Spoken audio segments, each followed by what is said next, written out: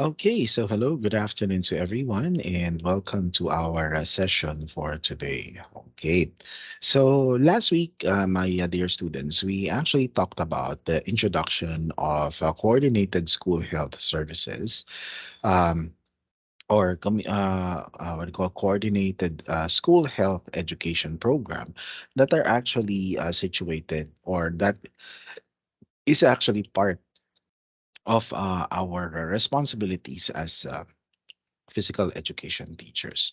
Now, on this note, my dear students, part of that coordinated school health education program is that we are also into the main idea of um, knowing, okay, what would be the different types of assessment or evaluation that we need to look into to have a full understanding and to be able to come up a more effective, okay, school coordinated school health program. Okay, so on this note, if we are going to be doing that, what we are going to be starting off first would be the assessment that are being used in physical education. Okay, so there are going to be a lot of assessments that are being done, okay, or that are being used in this type of a program, wherein what we are going to be focusing on would be the focuses that we should be looking into, okay, based on what would be the students' needs and clarification based on the fitness levels that they are going to be looking into or that they are able to assess whenever they are doing physical education classes. That's why, for this afternoon, what we are going to be looking into would be the different types of assessment in physical education. But before we start on that one, okay, let us first differentiate what is assessment and what is evaluation. Now, to assess is to have that notion to sit beside, okay, wherein you have the systematical gathering of evidences from a variety of sources. Then you are able to provide to students with feedback for improvement. Now, uh, the question that we are always going to be looking into here would be why PE teachers are always assessing. Okay, so that is the first question. Why do we need to assess? Okay. On the other hand, we evaluation or to evaluate means judgment. Okay, this is judging the quality of work based on on an established criteria, wherein you are assigning a value to present the quality of a certain work. Okay, now, in assessment, the primary purpose of assessment and evaluation is now all we need to think of. Okay, so let me rephrase that. So all we need to think of is that whether what you are doing is assessing or evaluation, the primary purpose is to be able to improve the students' learning. Okay, so on this note, what is unique about physical education? Okay, when it comes to assessment. Now, in PE, always remember that performance, okay, is always involved in assessment, or what we call performance-based assessments are always involved. Wherein you should be able to develop and execute, okay, certain or specific skills according to given criteria. Like for example, if you are a basketball player and you would want to what do you call this? Check on the skill of dribbling.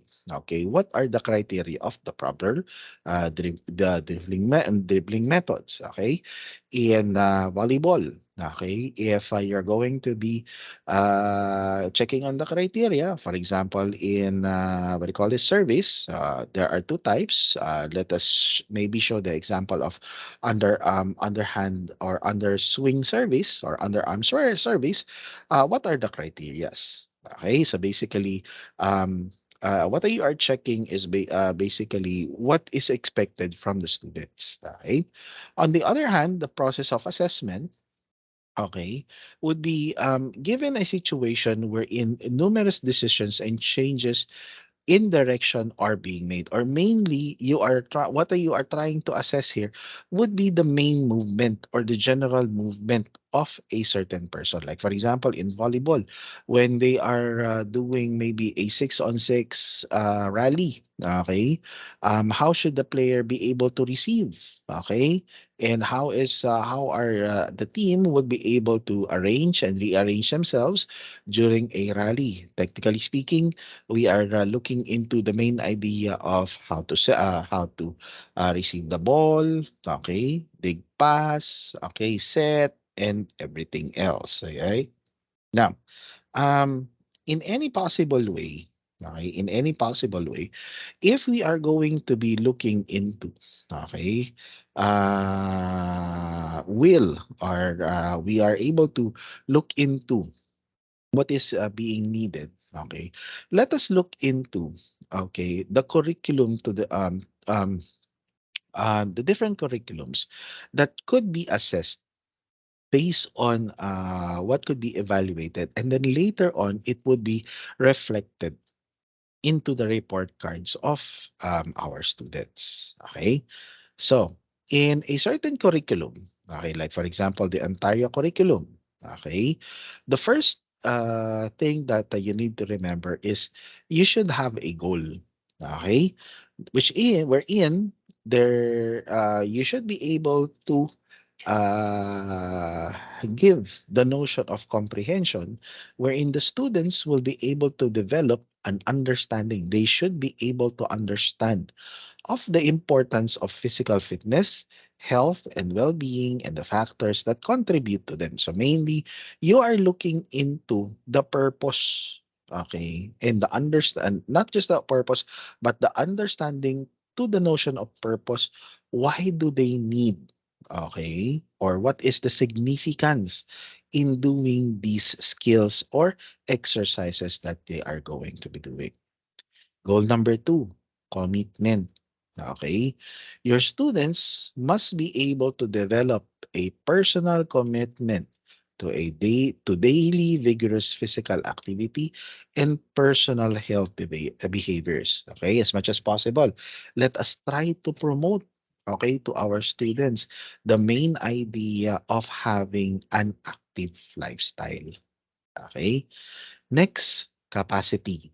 Okay, your students will develop the basic movement skills they require to participate in physical activities throughout their lives. Like for example, okay, if they would want, okay, they would want to uh, get involved, okay, in a daily physical program, shall we say, middle distance running or middle distance jogging, okay, they should be able to at least know the basics of the proper running method or the proper body position during running exercises.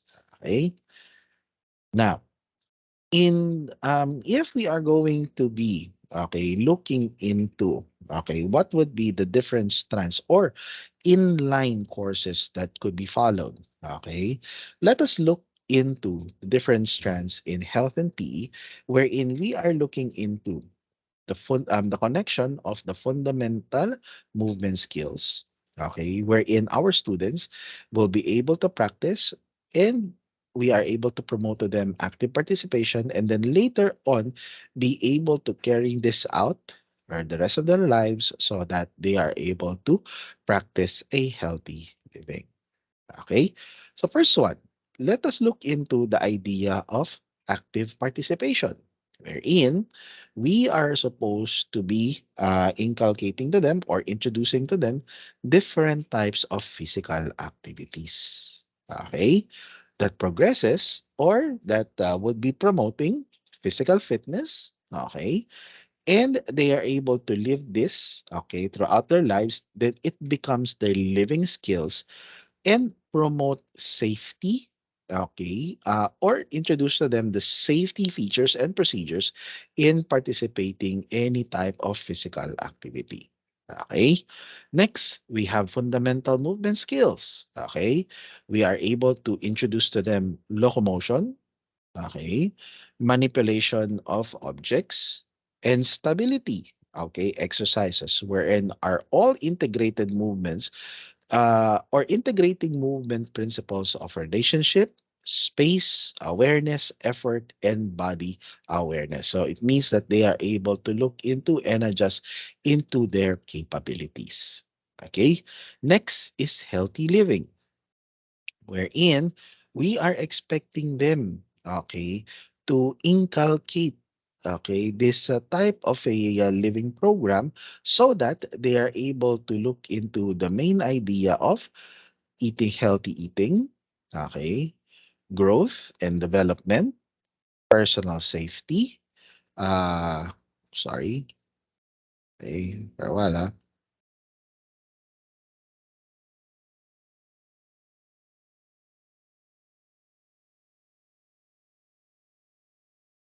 the eating, for a while,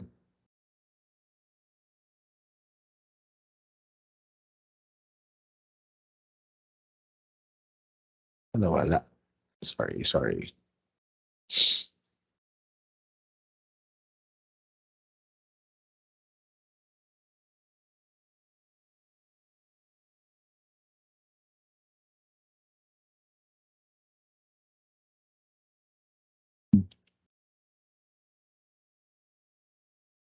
Eh, nawala yung ano, slide.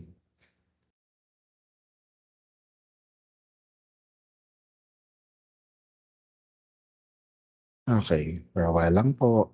Just reload this slide here. Okay.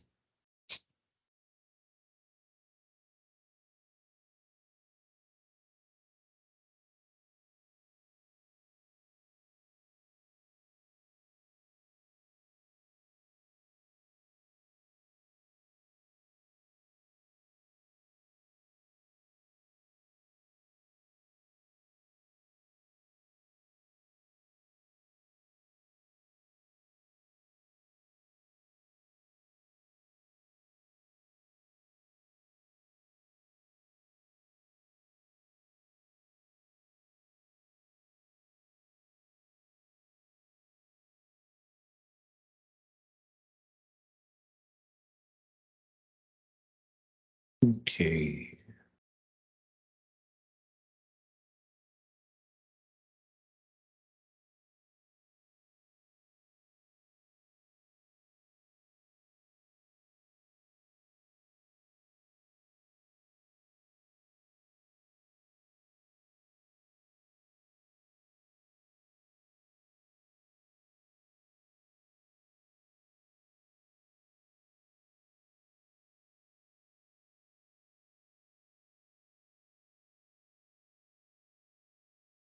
Okay.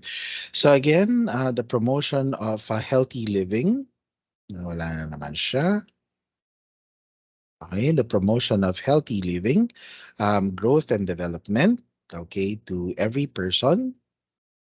Okay. To prolong personal safety and injury prevention, okay, for every individual, especially to our students, especially if they start participating in a regular physical activity. Of course, the prohibition of the use of substance use and abuse, and the last one, okay, is for us to be able to expect, okay, the overall health expectation and specific expectations that we have to teach to our children.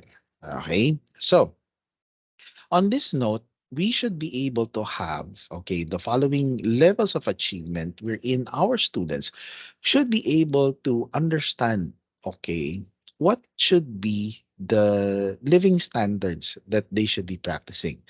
Maybe mainly, maybe they might be living in these levels wherein we should be able to identify what are the levels of achievements that they should be doing. Okay, so knowledge and skills categories we have to teach to them. the main idea of understanding of concepts of physical movement, movement skills, active participation, wherein they have to participate. Okay, sorry.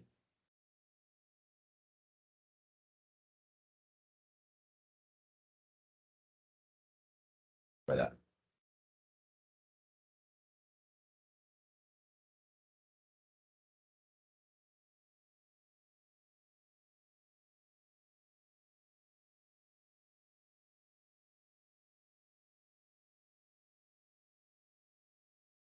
Okay.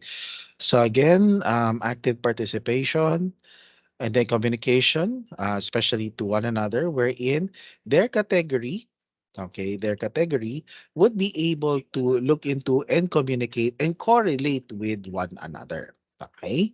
Now, the second step is to be able to collect evidences, wherein sample assessment strategies, okay, that will students be doing would be number one, skill demonstration. We have to show to our students how certain skills are being conducted. Okay. Next. Okay. Next, gameplay. Also, a performance task wherein they should be able to look into, okay, participating in certain sports events, journals or quiz or test if you would want only. But particularly for me, I would rather have them have a journal. Okay. Case study. Okay. Case study would be mainly participating or looking into, okay, the main ideas of how to be conducting different types of activities, debate or discussion. Okay. It would be recommended to have a fitness profile or log, okay, wherein you could have a graphic organizer of what would be the different activities that they have participated in. Make them look into conferences, especially for the teachers. Give them project presentations. Role play is also a good way to be able to collect evidences, portfolios for their movements, and have a written or verbal response on their reactions based on the events and experiences that they have done. Okay, so as much as possible, they would be able to know what is happening to them. Okay, so they're able to see the progression, okay, of the work that they are doing. Okay, so okay. Also include collecting in evidences is having sample assessments wherein um, the instruments of students and teachers that we are going to be using. Okay, as you can see, the first one is having assessment scales or what we call norms, okay, or rubric, marking schemes. Okay, how are you going to be grading your students? Target wheel. Okay, when we say target wheel is mainly what would you want for each student to be looking into? Okay, an observation checklist. Okay, now on this note, if we are going to be continuing, okay, the main idea of how to, okay, continue with the program is to be able to assess scaling for assessing fundamental skills. Okay, so this is an example. Have a specific expectation. Give them or provide them, okay, an assessment scale in how are you going to be grading them. So basically, if you're going to be looking in this side, these are the criterias. This would be the expected movements that you're going to be doing them. And then for each movement, you are going to be jotting down or putting down what are their scores. Okay. Next is to be able to design assessment task wherein you're going to be focusing on the essential learnings and expectations. Determine what would be the knowledges or school category that you're going to be examining. What is going to be the evidences or what are they going to be submitting? Um, be able to provide the students, okay, their objectives, targets, opportunities, and use the achievement level descriptors to guide gathering of evidences. In that note, if you're able to do this, okay, unexpected assessment that we could do is to be able to connect. okay, certain activities or certain movements that we could use or that could be applied in certain sports. Like, for example, expectations, content for learning, running, okay? And then for achievement levels, where are you going to be using them? Okay. Now, verb linked to knowledges or skill categories could look into understanding of concepts. Like, for example, identifying certain movements, recognizing or reviewing certain actions, okay, labeling them, examining, outlining, distinguishing what are the differences, defining something new, analyze, relate, and determine. Especially for the idea of relate, this is very, very usable if you are going to use them in certain sports movements. Wherein, there movement skills. How is dribbling important? Okay, the throwing, the kicking, the sending, passing, balancing, performing. So all of these movements or verb linkages could be okay identified or could be used in the understanding concepts so that you are able to look into how are they important when you start okay your test. So, and of course, always remember communication. Okay, wherein they are able to show or what do you call this? Demonstrate all of these during okay your PE classes. It may not sound that they are speaking it, but a good communication skill would be able this that they are able to demonstrate it. Okay. And of course, the best way to demonstrate it would be active participation. Okay. Especially during gameplay. There. Okay. Next now would be recording your evidences. In recording evidences, you should be able to create a separate chart, okay, for each of the skill that you are going to be giving to them, okay, wherein you could use different types of documents, okay, to be able to record down the levels of participation of your students, okay.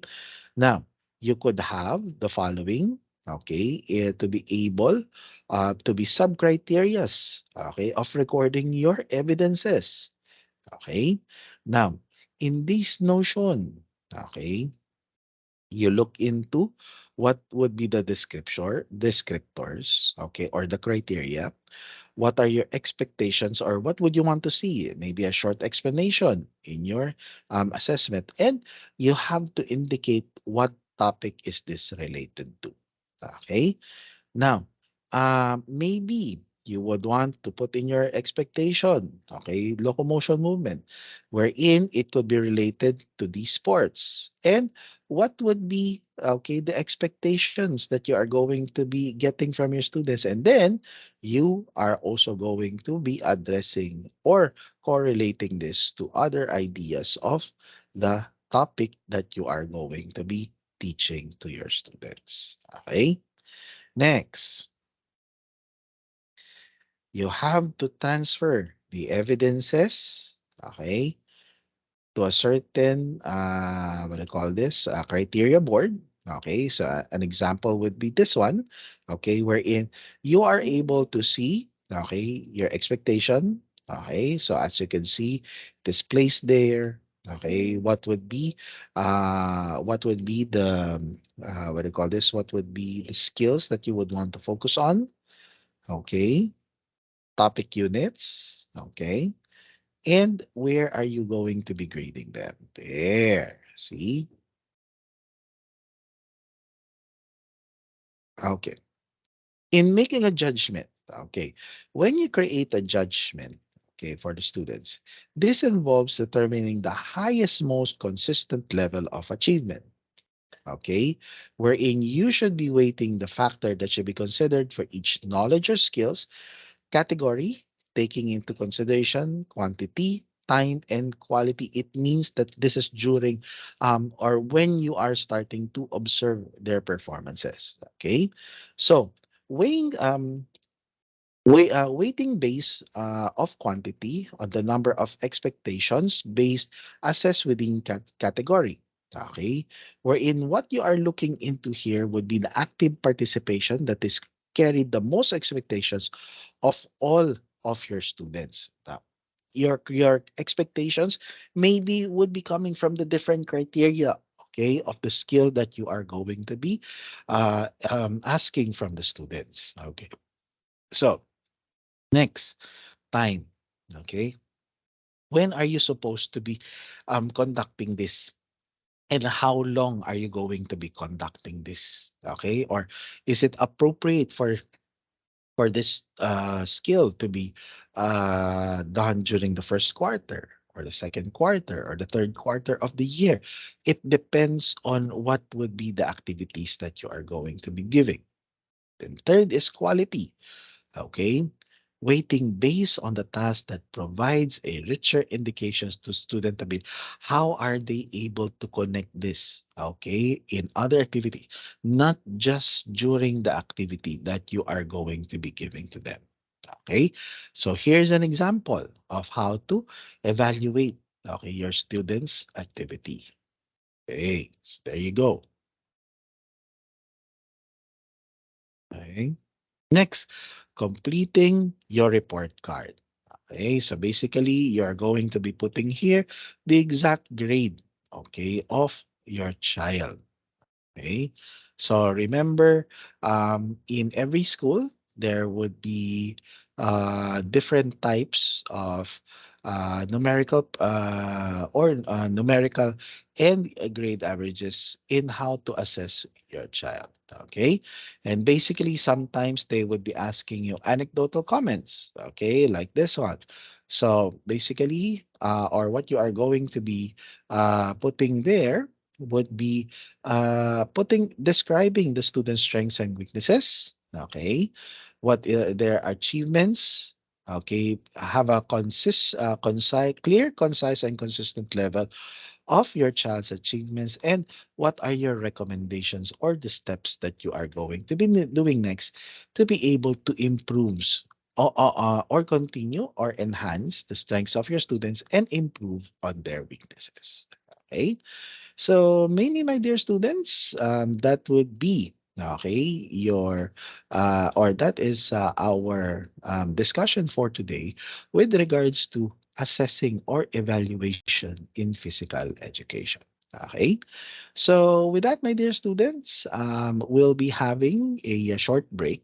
Okay, for 5 minutes first, and then after that, we are going to be discussing about health education evaluation or evaluation of health education programs. And this is actually a lecture presentation, okay, that was shared to me by Mr. Abraham Tamirat, okay, who is one of our colleagues in physical education. But before we continue on that one, let's have a short screen break first. Okay, maybe you would want to grab a drink or grab a bite, and then after 5 minutes, we'll come back and continue our discussion. So see you after 5 minutes.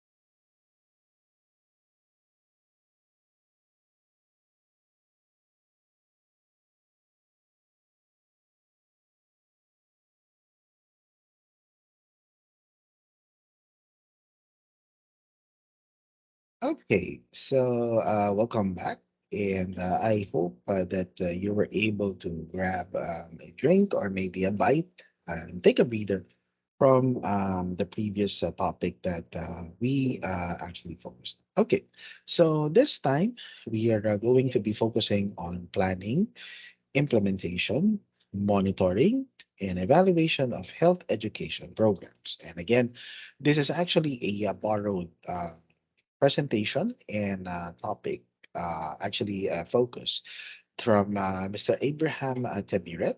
Okay, and let us look into what is it all about. And if we are going to be studying the idea of health education, the first thing that we have to identify would be planning it.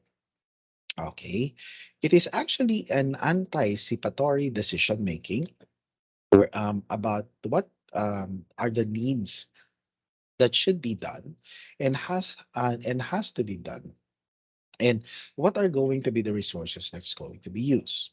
Okay, now this is actually very very important in the central, okay, health education and health promotion process of your health services, because this is actually one of the main things that we are going to be looking into. Now, the purpose of planning, okay, in health education is to have the best use of scarce resources, wherein we are able to avoid duplication and wasteful expenditures, especially for the things that are being used regularly and for what purpose. It helps for problem prioritization, okay, and be able to develop a best course of action if there are going to be any problems.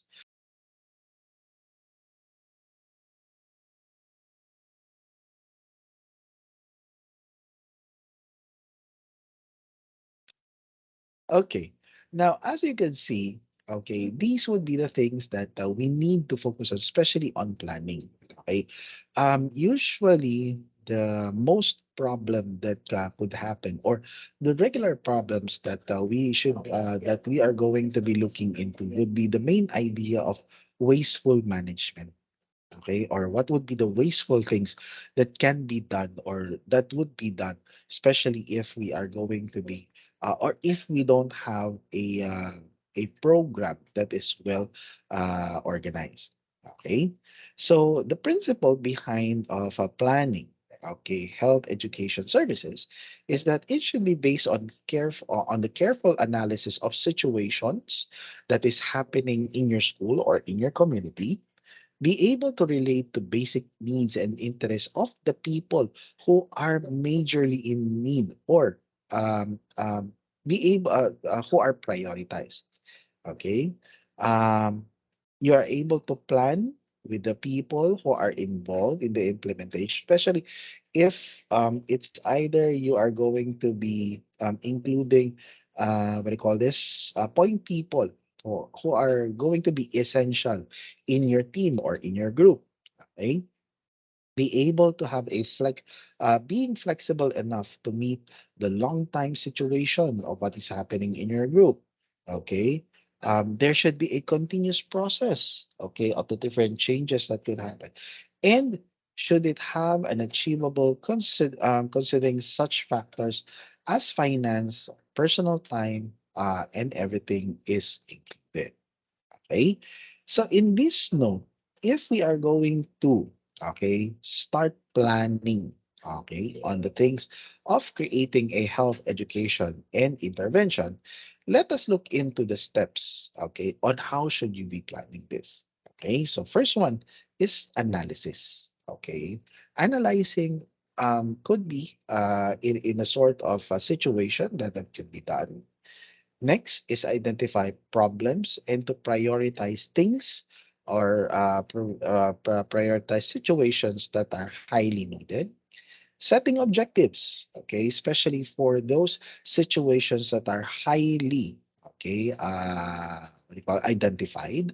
Develop a plan of work or process of how are you going to be doing it.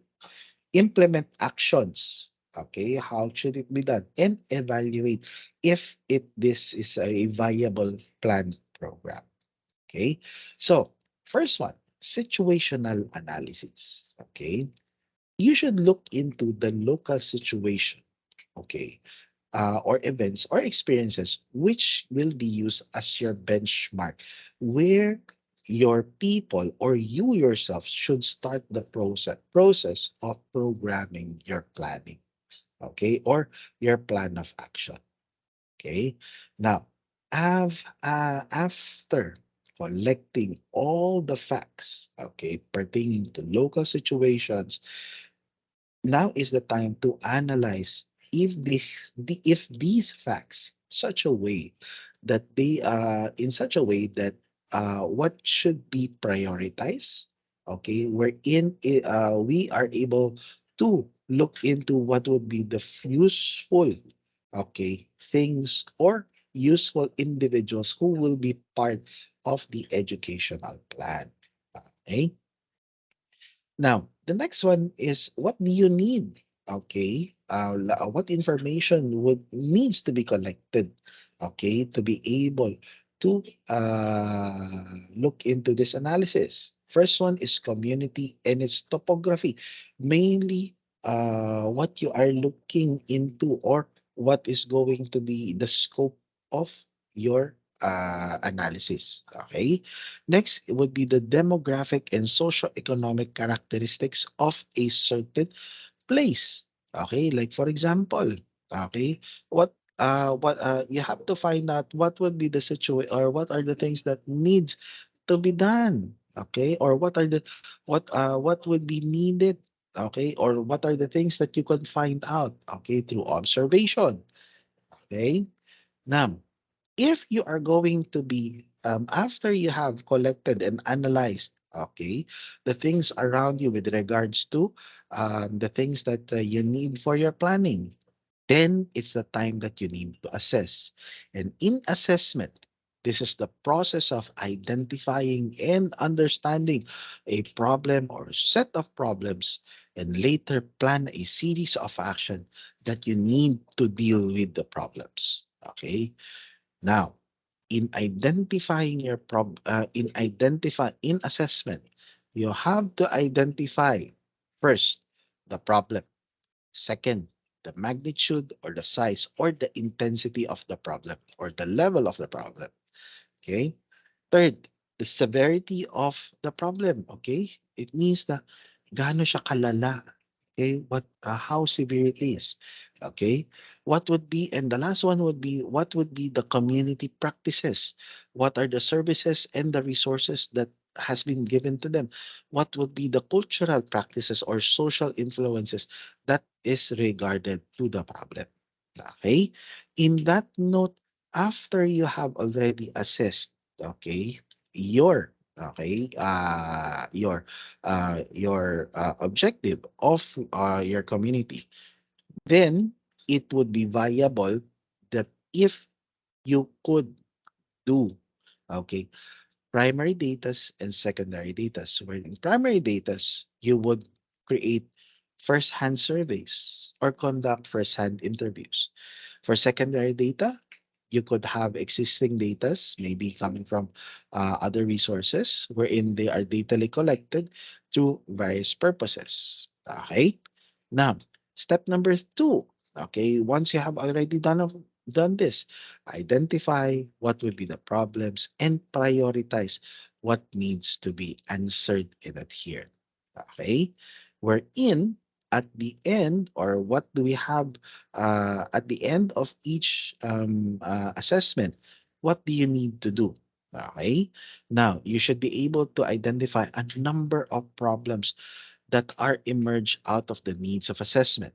Okay, na wherein, okay, you should be able to deal into possible or feasible, okay, what do you call this? What do you call this? First hand, okay, problems that you need to prioritize first. Okay, and in prioritizing the criteria of the problem, you must be able to know the magnitude of the problem. how widespread is the problem is. Like for example, okay, the pandemic, okay, is it only localized? Is it only regional? Is it country or is it the whole world? Okay, severity of the problem, fatality, consequences, disability. Okay, gaano kataas yung namamatay na? Okay, gaano kataas yung nagkakasakit? Gaano kataas yung death toll? Okay, next, feasibility in terms of time and resources. Alin yung nauubos agad? Okay, yung pang first dose ba, pang second dose, okay, baka marami nang nasasayang. Okay, now priority and policy, this one, okay, we should be able to know what is or what would be the government's known uh, facts on how is this going to be applied on, and for the community, how is it spread into the community. Okay, so mainly this is actually an example of an identified problem that we could say, okay, is given priority with. Okay, not to mention, okay, you are going to be listing down. Okay, how is this being? How what would be, okay, the first thing that is or that should be checked on. Okay, well po.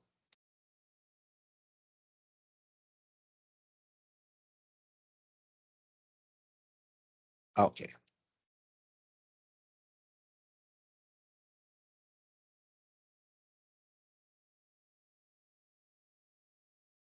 Okay. So step number three, setting objectives. If you do not know where you are going, then any road will do, which is actually confusing. Okay. But if you do not know where you are going, how will you when you are arrive there? So basically, um, kung wala kayong alam sa gagawin ninyo, mawawala kayo sa gagawin ninyo. Okay? It's as simple as that one. And basically, it's going to be a mix and match of everything wherein the confusion will just continue. Okay? So, once you have already identified the problem or problem, and you have already prioritized which one are you going to be handling first, okay? All you need to do is set an objective. Okay? Why? It is going to be impossible to evaluate a certain course or a program efficiently without a clear stated objective. Ayan, hindi nyo alam kung ano yung uunahin ninyo at hindi nyo rin alam kung ano ang gagawin ninyo. Ah, A program objective is a series of statements that must be answered. What do we want to achieve? Where? Who is the target group? When do we want to achieve, and extent of achievement. Ano yung gusto nating maano? Okay? Now, an example is that the increase of immunization coverage from 70 to 95% among under 5 children, okay, in Jimatang. This is actually in, what do you call this? This is actually in South Africa. Okay?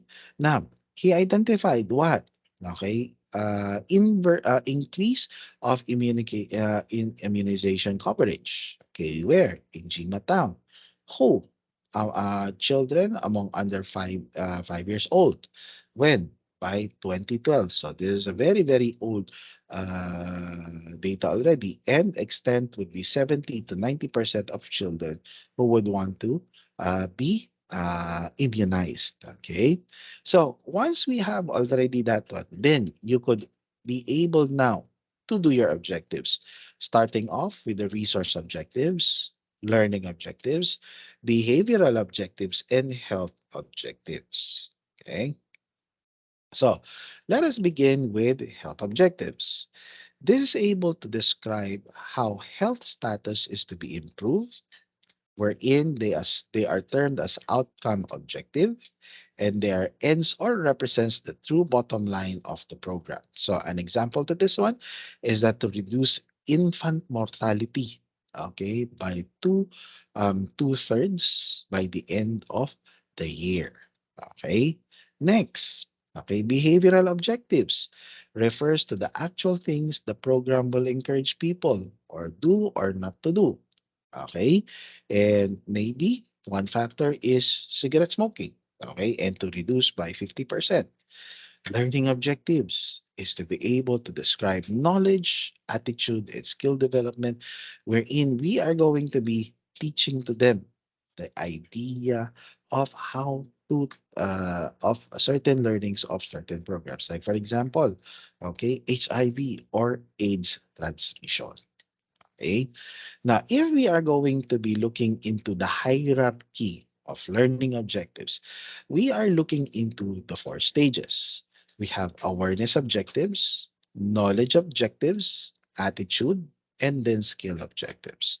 Now, in order to change behaviors, we should be able to look into the four factors that must be changed first, and you must have objectives for each factor of you what you want to change from them. Okay. Now, please be guided that awareness is easy to change the knowledge, where knowledge is easier than attitude, and changing the skill needs more time and effort. Okay. Next would be resource objectives. This is what the program planners hope to provide, wherein be it the essential services for material support. Okay, wherein what we could be able to provide here would be maybe centers, okay, facilities who is going to be providing the other objectives.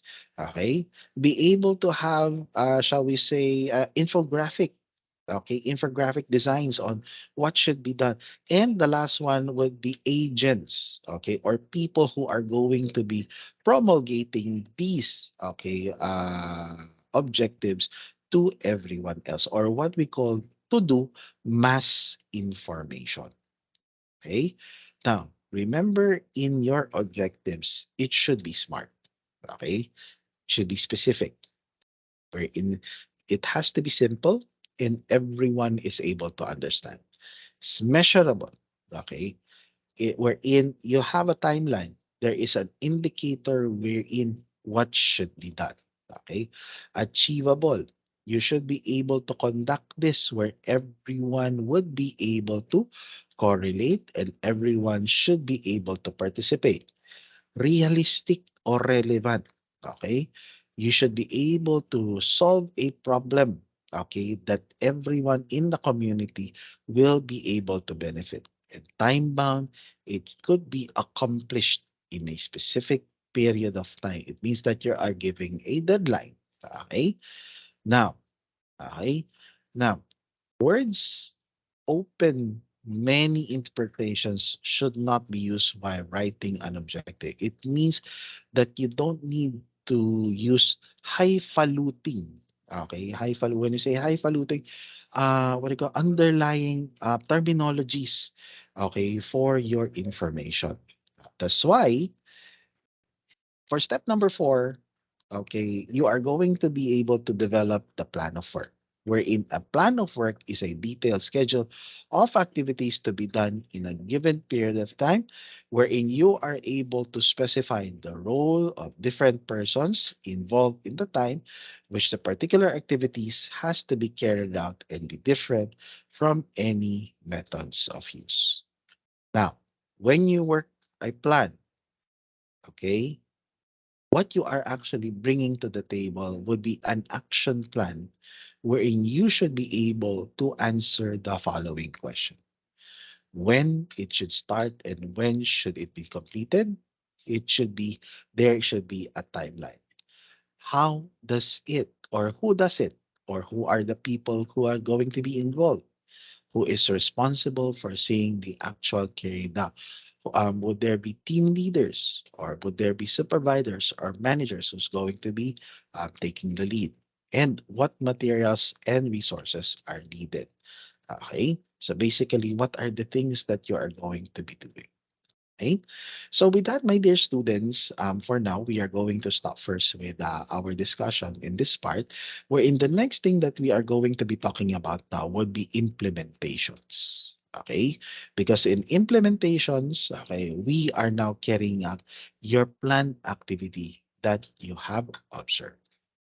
Okay.